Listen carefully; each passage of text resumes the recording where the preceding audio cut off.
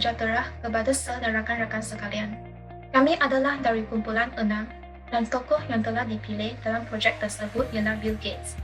Nama saya ialah Joanne Pang Wan Shing. Bill Gates ialah seorang usahawan yang sangat berjaya dalam bidang perniagaan. Oleh itu, dalam pengenalan, saya akan menerangkan sedikit tentang usahawan. Perkataan usahawan boleh diterjemahkan sebagai entrepreneur dalam bahasa Inggeris, dan perkataan entrepreneur adalah berasal daripada perkataan Perancis entrepreneur yang bermaksud memikul tugas dan mencuba. Mengikut Kamus Dewan edisi keempat pula, usahawan telah didefinisikan sebagai orang yang mengusahakan sesuatu perusahaan pengusaha. Usahawan telah memberi banyak sumbangan kepada masyarakat. Sebagai contoh, usahawan dapat meningkat pendapatan negara melalui perniagaan yang telah dijalankan. Perniagaan tersebut juga turut mencipta peluang pekerjaan kepada masyarakat kerana tenaga manusia telah dipertingkatkan. Selain itu, usahawan juga akan melabur untuk mencipta produk baharu atau perkhidmatan kepada masyarakat. Antara ciri-ciri usahawan termasuklah berpandangan jauh, berani mengambil risiko, proaktif, kebijaksanaan dan realistik. Laporan tersebut akan memberi tumpuan kepada 3 objektif kajian utama. Pertamanya, mengkaji latar belakang tokoh dan penglibatan beliau dalam aspek-aspek berkenaan. Yang kedua, mengkaji faktor-faktor yang membawa kejayaan kepada tokoh. Dan ketiga, mempelajari cabaran yang dihadapi oleh tokoh dan inovasi yang telah disumbangkan oleh tokoh tersebut kepada masyarakat. Untuk metodologi kajian, kumpulan kami telah mengaplikasikan sepenuhnya data sekunder sebagai sumber utama untuk mencari maklumat dan mengumpul sokongan untuk melengkapkan projek tersebut. Data sekunder adalah data tambahan yang diperoleh bukannya dari tangan pertama, tetapi tangan kedua, ketiga atau seterusnya. Antara jenis data sekunder termasuklah surat khabar, buku rujukan, kajian, artikel, jurnal dan lain-lain.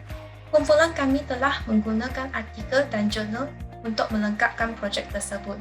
Antara jenis artikel yang telah digunakan dalam laporan tersebut termasuk artikel narasi, artikel deskripsi dan artikel eksposisi yang berkenaan dengan tajuk.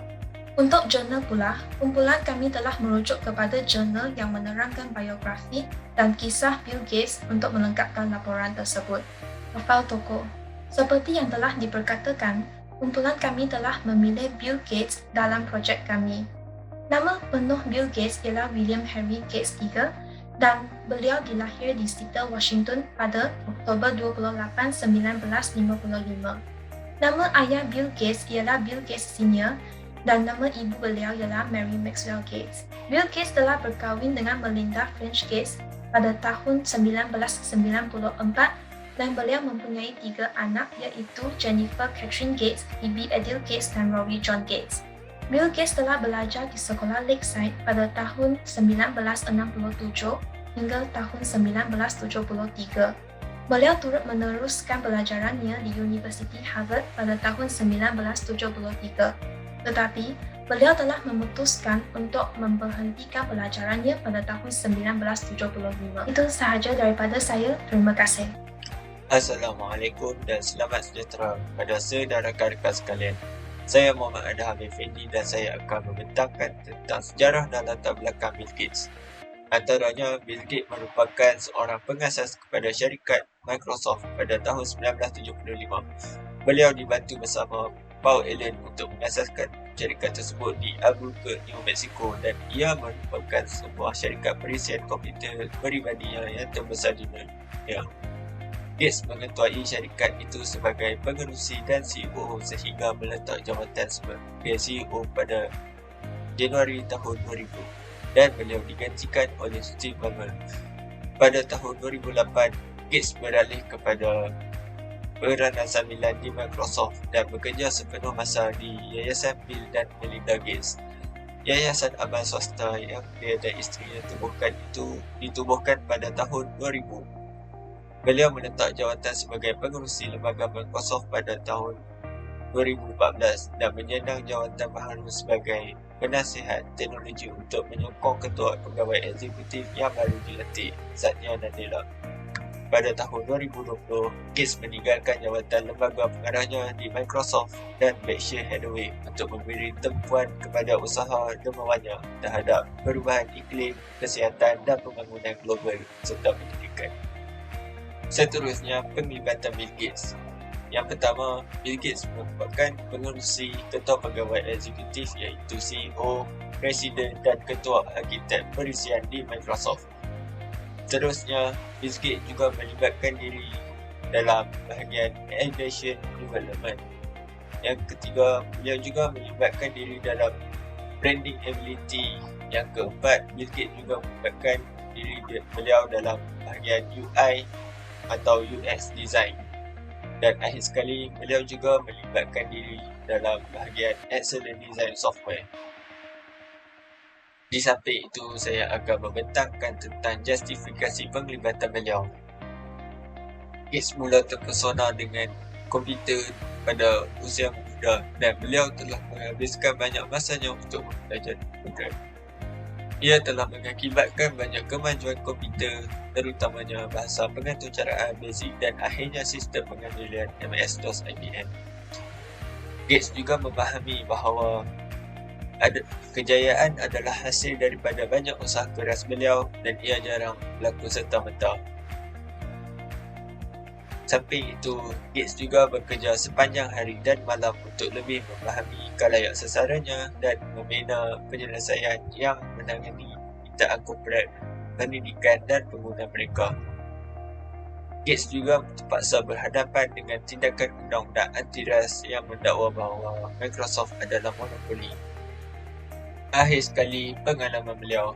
Yang pertama, Bill Gates menulis program perisian pertamanya pada usia 13 tahun. Beliau juga menumbuhkan pembangunan penyelesaian perisian pengguna dan perusahaan untuk internet. Dan seterusnya, beliau juga membangunkan platform sistem pengandalian Windows CE untuk rangkaian peranti bukan komputer. Dan akhir sekali, beliau juga telah mencipta rangkaian Microsoft. Sekian, terima kasih.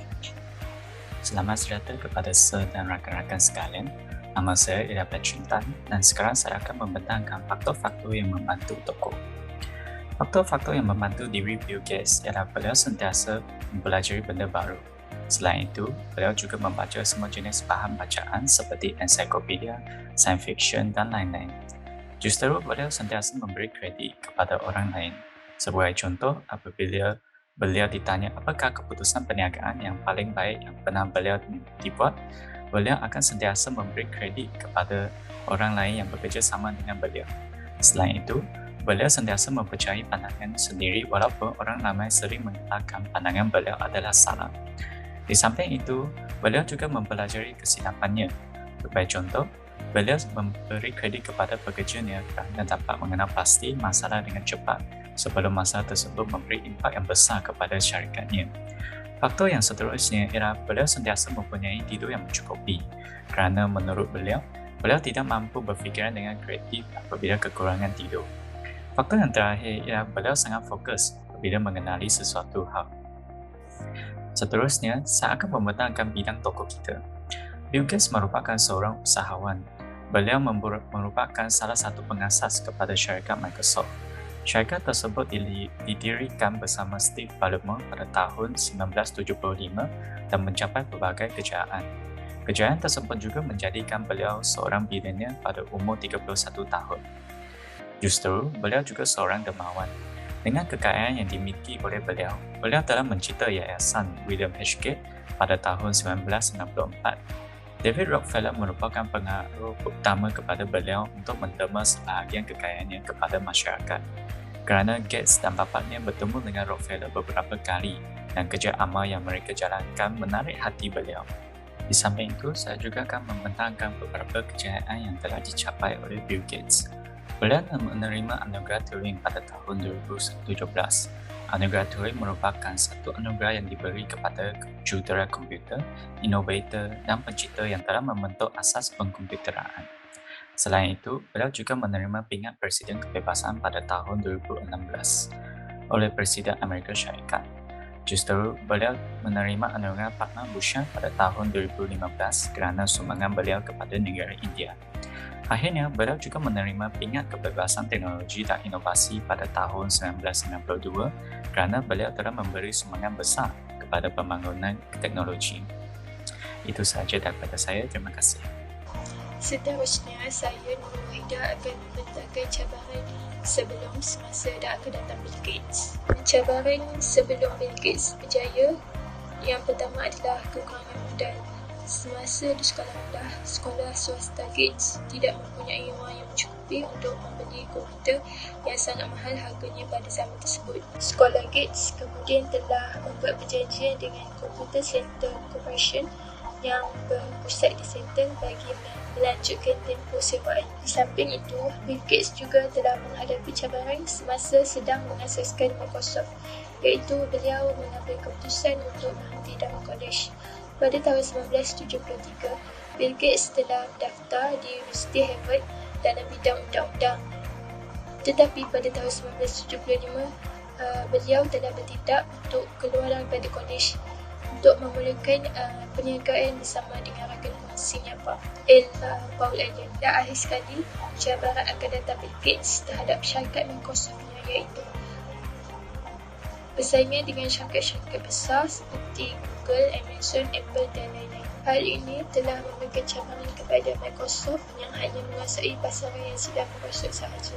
Inovasi atau pembaharuan yang dilakukan oleh Bill Gates dapat dilihat melalui Bill and Melinda Gates Foundation. Yayasan ini telah membawa pendekatan terhadap cabaran kesihatan orang ramai terutamanya di negara yang sedang membangun.